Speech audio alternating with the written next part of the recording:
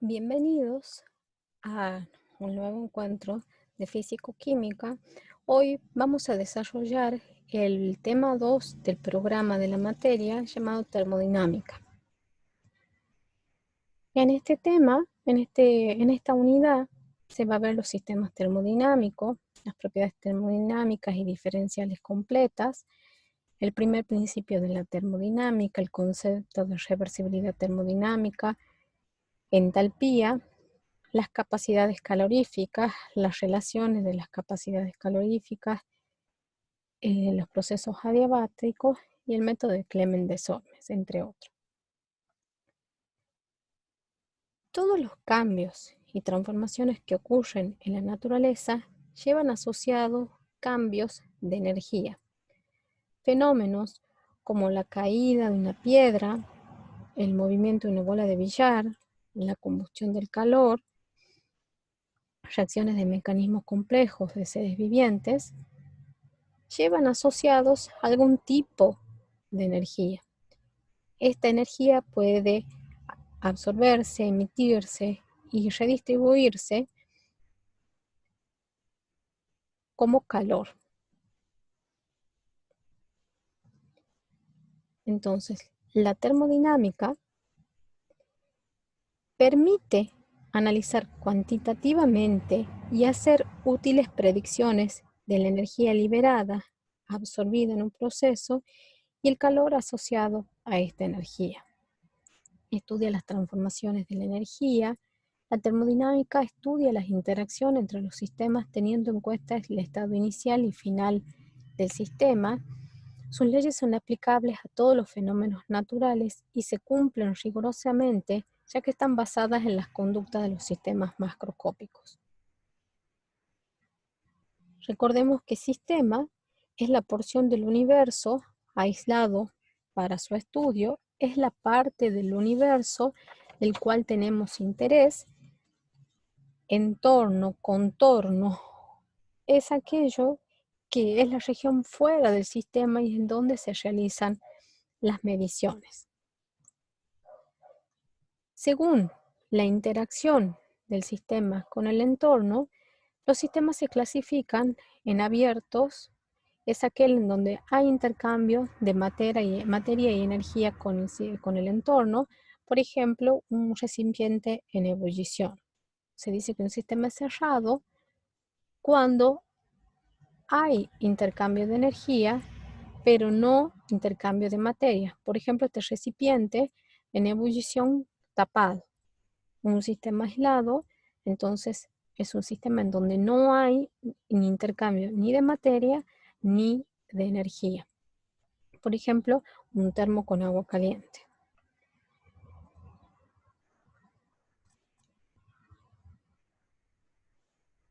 Recordemos, un sistema homogéneo es aquel que está formado por una sola fase, mientras que los heterogéneos pueden ser dos o más fases.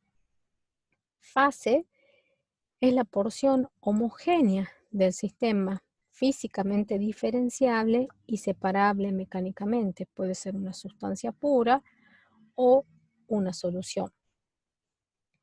Recordemos que la solución es una mezcla homogénea de dos o más sustancias que pueden estar en diferentes estados de agregación, sólido, líquido o gaseoso. Un sistema macroscópico, en él no se establecen hipótesis previas sobre la naturaleza de la materia, se requiere un número reducido de variables para describir los sistemas, las cuales son accesibles a la medida directa y a nuestros sentidos, como son la presión, la temperatura, el volumen y la masa. Un sistema microscópico, por el contrario, para su estudio va a requerir una información molecular, debe trabajarse con un gran número de partículas, por lo que es necesario especificar un mayor número de magnitudes que no siempre son accesibles a nuestros sentidos o puedan medirse. Las propiedades de un sistema. Recordemos que las propiedades del sistema son las propiedades extensivas e intensivas. Las propiedades intensivas son aquellas que son independientes de la cantidad total de sustancia.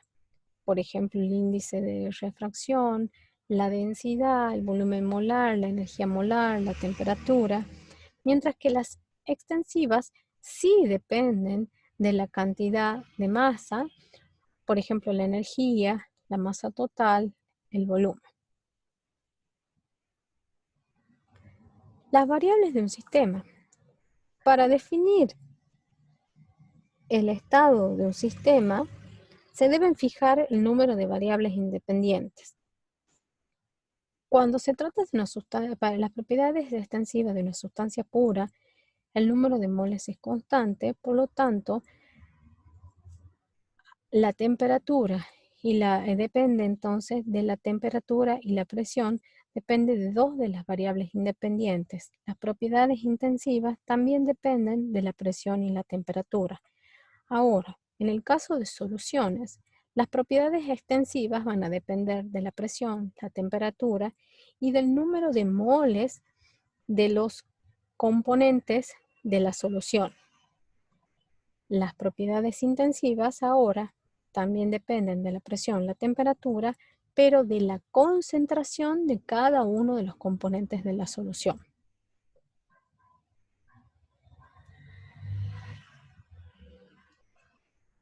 Las propiedades termodinámicas y diferenciales completas. Sea G cualquier propiedad termodinámica que es función de X y Z, se fijan dos variables que dependen de estas variables X y Z. Entonces llamamos el estado inicial A y el estado inicial B. La variación de esta propiedad va a ser el estado final menos el inicial. Para un pequeño cambio, incremento de esta propiedad, vamos a escribir la diferencial total como la sumatoria de las velocidades de cambio de G con respecto a una variable, manteniendo constante el resto de las variables. En este caso, la diferencial total de G va a ser igual a la derivada parcial de G con respecto a X cuando Y y Z se mantienen constantes por el cambio total de X, más la derivada parcial de G con respecto a Y cuando X y Z se mantienen constantes por la diferencial de Y más la derivada parcial de G con respecto a Z cuando X e Y se mantienen constantes por la diferencial de Z. Entonces, dijimos que de G es la diferencial total o la diferencial exacta de la propiedad termodinámica y las derivadas parciales son la velocidad de cambio de esta propiedad con la variable cuando se mantienen constantes las otras.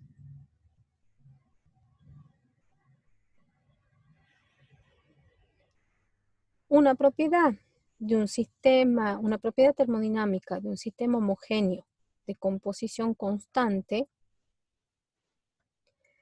G, que es función de la presión, el volumen y la temperatura, si fijamos dos de las variables independientes, ahora mi propiedad va a ser función de la presión y la temperatura, el incremento o el cambio de esta propiedad va a ser igual a la velocidad de cambio de G con la presión, manteniendo constante la temperatura, por el cambio total de la presión, más la velocidad de cambio de G con respecto a la temperatura, con la presión constante, por el cambio total de la temperatura. ¿Cuál es el significado físico de esto? El proceso que se realiza a presión constante, la presión va a cambiar de P a P más de P. Entonces, el cambio que sufre o la velocidad de cambio de G con respecto a la presión a temperatura constante por el cambio de P me da la variación de esta propiedad cuando el proceso se realiza a temperatura constante.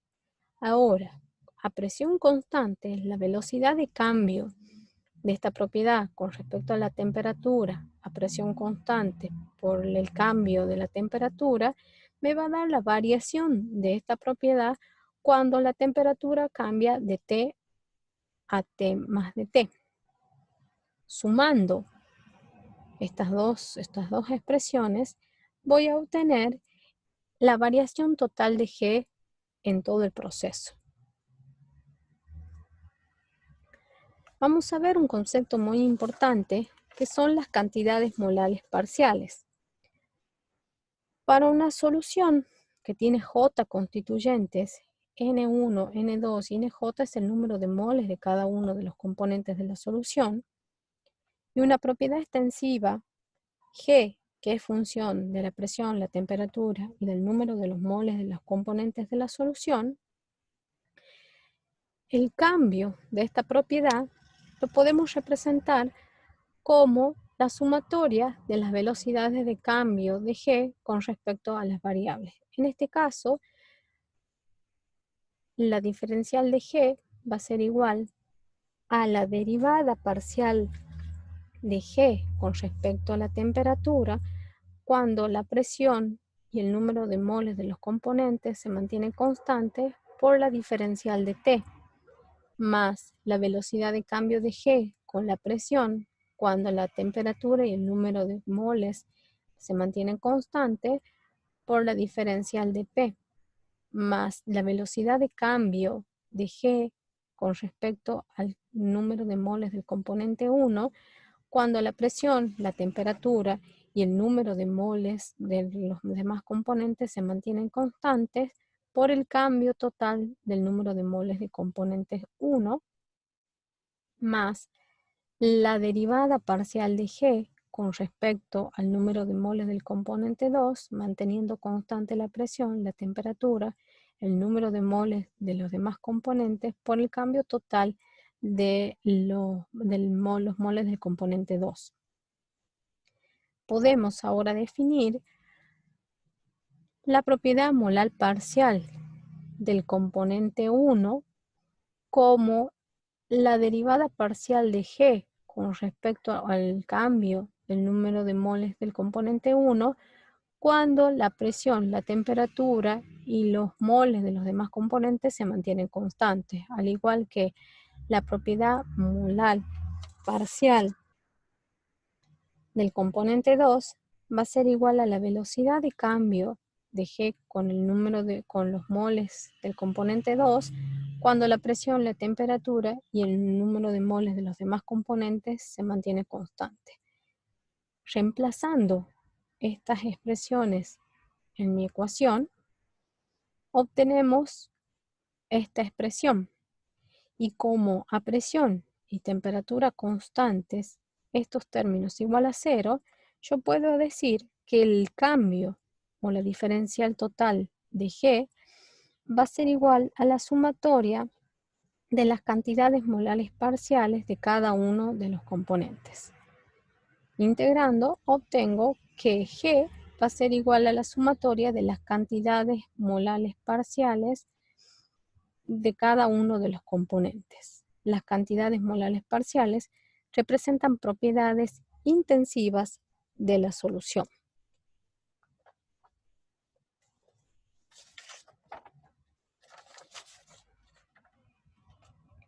¿Cómo se determinan las cantidades molares parciales? Existen procedimientos gráficos y analíticos. Considerando una solución binaria, en donde el volumen total es función de la molaridad, recordemos que molaridad era el número de moles de soluto por kilo de solvente o por cada miligramos de solvente. Entonces, los números de moles del solvente son fijos, los obtenemos dividiendo 1000 en el peso molecular del solvente y los números de moles del soluto es igual a la molaridad. Ahora, si representamos gráficamente el volumen en función de la molaridad, se obtiene esta curva, volumen en función de molaridad, en donde a diferentes puntos, diferentes concentraciones, por ejemplo A y B, La pendiente de la tangente, de la recta tangente, me va a dar el volumen molar parcial del soluto. Entonces, conocemos el volumen en ese punto, determinamos de la pendiente de la recta el volumen molar parcial del soluto, obtenemos el volumen molar parcial del solvente. Otra forma es calculando nu a partir del volumen total y la sumatoria de los moles del solvente y del soluto. Ahora, si graficamos nu en función de la fracción molar del soluto y por extrapolación de la recta tangente, cuando n es igual a 0, obtengo el volumen molar parcial del solvente y cuando n es igual a 1, obtengo el volumen molar parcial del soluto. Vamos a introducirnos a un par de conceptos que son importantes para poder estudiar el primer principio de la termodinámica, que son trabajo, calor y energía. Trabajo, se efectúa trabajo cuando se mueve un objeto contra una fuerza que se opone al movimiento. Es la medida de interacción entre el sistema y su entorno cuyo efecto externo permite modificar la altura de un peso. Energía, entonces, es la capacidad del sistema de ejecutar trabajo. La energía interna es la resultante de la contribución de las energías de los movimientos y las energías potenciales de las moléculas que constituyen el sistema. Entonces, la energía interna es igual a la energía cinética más la potencial. Y el calor, cuando la energía del sistema cambia como resultado de las diferencias de temperatura entre el sistema y su entorno, se considera que la energía ha sido transferida como calor. ¿Cuál es la interpretación molecular del calor y del trabajo? El calor está relacionado con la transferencia de energía resultante de un movimiento desordenado, las moléculas de un movimiento térmico. Acá, las moléculas más calientes se mueven más vigorosamente y transmiten el calor, su energía, a las moléculas frías, hasta llegar al equilibrio. Mientras que el trabajo está relacionado con la transferencia de energía que requiere un movimiento ordenado, organizado y uniforme de las partículas en los alrededores. O sea, es un movimiento ordenado, todas se mueven en la misma dirección. Vamos a ver, introducirnos al primer principio de la termodinámica, que es la ley de la conservación de la energía. Dice que aunque la energía se pueda convertir en otra forma, la energía no se crea ni se destruye. Para una cierta cantidad de energía que desaparece, otra forma de la misma aparece en una cantidad igual a la cantidad desaparecida. En este caso vemos la cascada de Escher, es una obra de arte de 1961, en donde muestra la representación de una máquina de movimiento perpetuo que funciona por la caída de agua sobre la rueda del molino, que a su vez impulsa el agua hacia arriba. Este ingenioso dispositivo viola el principio de la conservación de la energía en el ciclo, pues el agua en su caída aumenta su energía cinética, pero la energía potencial no cambia en un ciclo. Entonces, en el ciclo, la energía interna es igual a 0.